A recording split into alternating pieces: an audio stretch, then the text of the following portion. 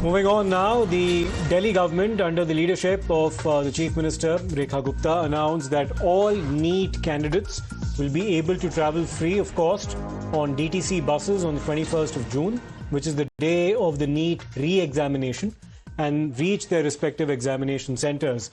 To avail themselves of this facility, candidates will only be required to show their valid NEET admit card to the bus conductor. So that's an initiative that's now been announced on the part of the Delhi Chief Minister, making life a little easier for all those students in the national capital who will be appearing for the NEET re-examination. Let me go across to Shivam, who will get us some more updates on this.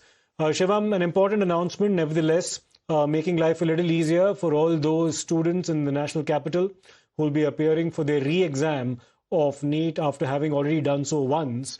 But of course, that had to be rescheduled once again because of the leak. Indeed, Siddharth, and this time this announcement was announced. This particular announcement came from the ex-post of the Chief Minister Rekha Gupta, who announced that to ensure the students have the end-to-end coverage when it comes to the centers. There are over 100 centers this time in NEET as well, the re-examination that is going to happen. And to ensure, because the timing of the NEET exam is 2 to 5:15 p.m. in the afternoon, so peak afternoon, and even if they take metro to take common transport, it can get a little difficult. So the Delhi government has started this initiative that the students who will be appearing for the NEET examination will just have to show the admit cards, as you rightly mentioned, and they will be offered free ride in the DTC buses across the national capital, different, to different ends in any case if anybody wants to travel around.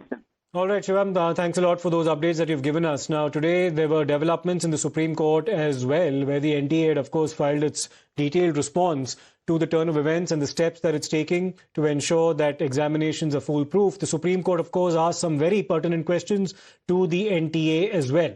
First of those was, why are these leaks taking place in the first place? Why are they recurring?